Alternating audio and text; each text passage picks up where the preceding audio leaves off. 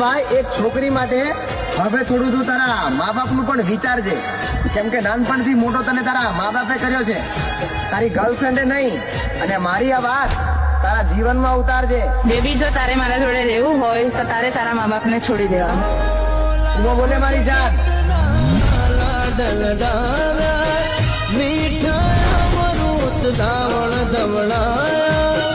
જોજો ના થાય કદી એનું અપમાન, ઇલતી કરજો તમે સેવા સન્માન.